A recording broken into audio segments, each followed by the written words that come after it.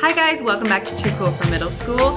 This week was an exciting week because it was the Scholastic Book Fair, and I think for the last 3 or 4 years I've made a video about my Scholastic Book Fair haul. I love doing these videos. I loved the book fair when I was in school. I feel like I bought like half books, but then the other half would just be like, you know, like all the little like smelly pencils and stickers and like cool erasers and stuff. So this year I actually just bought books and I wanted to show you what I got. But before I do, I just have a quick question for you.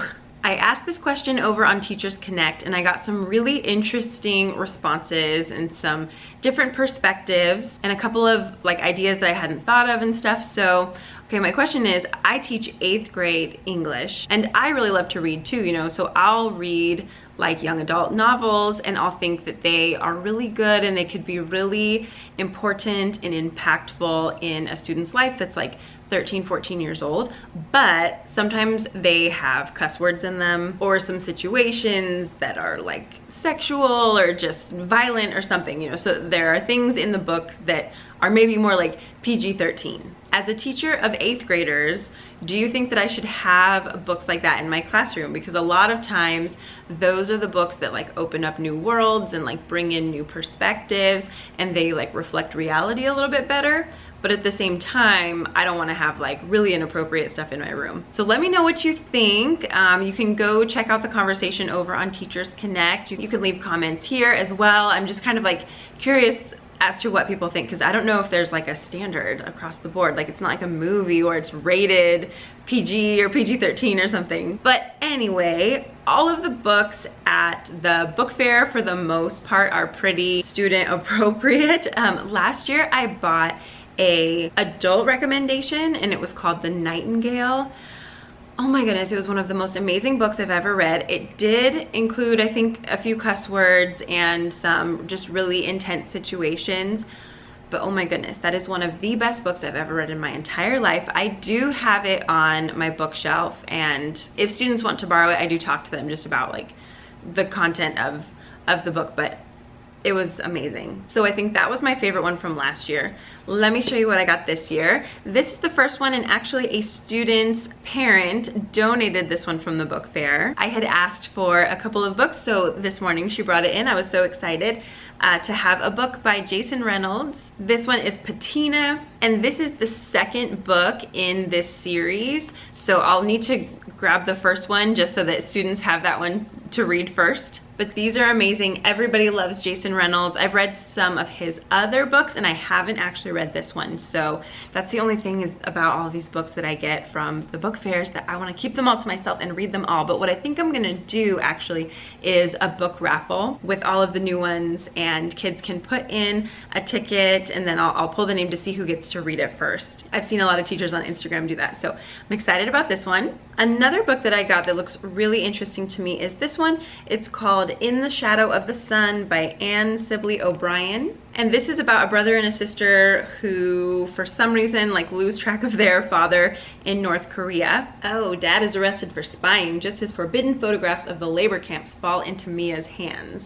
As I was looking at the back of this one, I was just thinking, I don't think I have any books about North Korea, so I thought this would be an interesting addition to my library.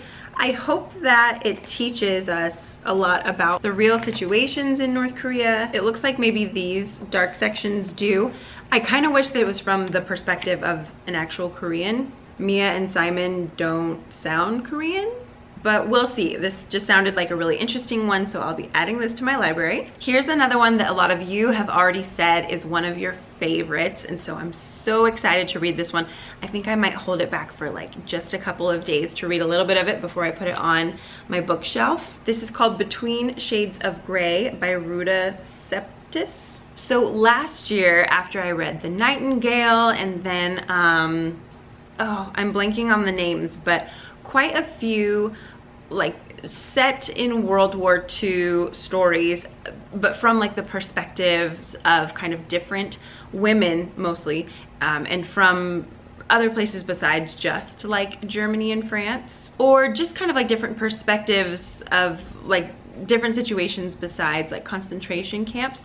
and more like stories about the people who are going through the war on the outside and the rebuilding, and I just really got an appetite for those stories. And so it sounds like this is one of them. This is set in Lithuania in June of 1941. Oh my goodness, and they end up in Siberia. I really love to learn more about history through novels. I love historical fiction, so this one looks like a really exciting one for me, and then I'll get to pass it on to students. And look, there's an eyelash on the cover, and I have eyelashes on my fingernails right now.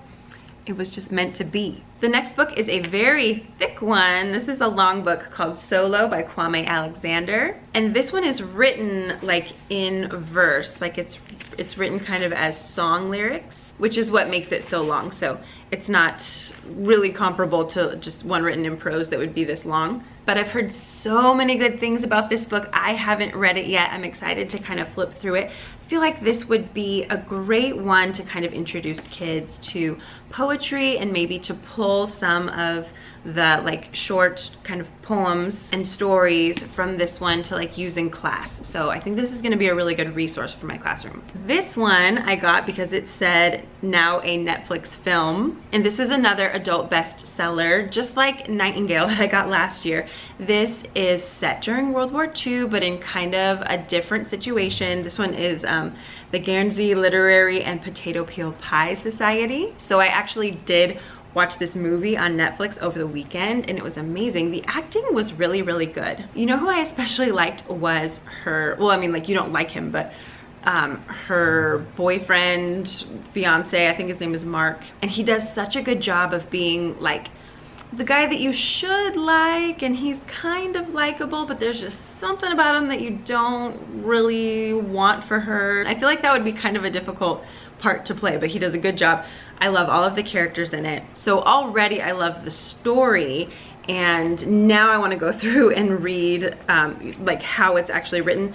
So since this is an adult bestseller, I don't know in this one if there's like maybe a few cuss words or something, but I'll have to go through and check it out. But the story is really, really interesting, and it's always nice when you can go watch the movie version. Okay, a couple more. This one is called Can't Look Away by Donna Cooner, and this is about a girl who is a YouTube star, and then her sister is killed in an accident. So I actually read like the first couple of chapters while my kids were reading the other day, and it's pretty good. It's pretty interesting. I just wanted kind of like a really current, just like pop culture type book that students could pick up if they were interested. So I'll make this one available.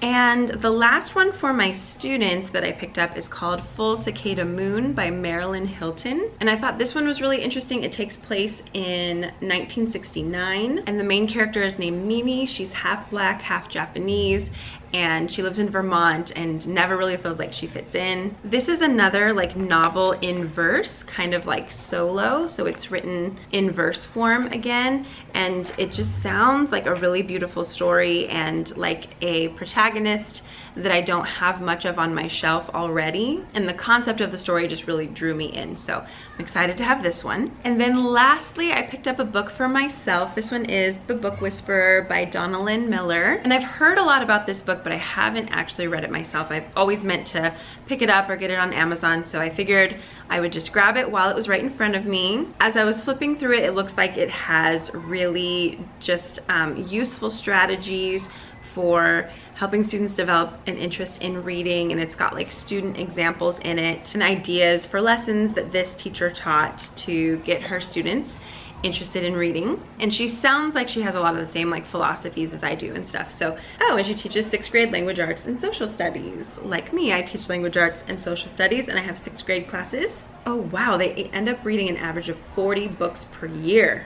That is really cool. That's one of my goals this year too. I think I'm gonna hit about 40. So I'm sure a lot of you out there have read this one, so let me know what was your favorite part about this book. I'm excited to dive into it. Thank you so much for watching this video, guys. I love sharing books with you, especially after I've read them. I love doing book talks, so I'll have a couple of those coming up soon. Don't forget to like and subscribe and do all those fun things, and go check out Teachers Connect, and I will see you in my next video. Bye.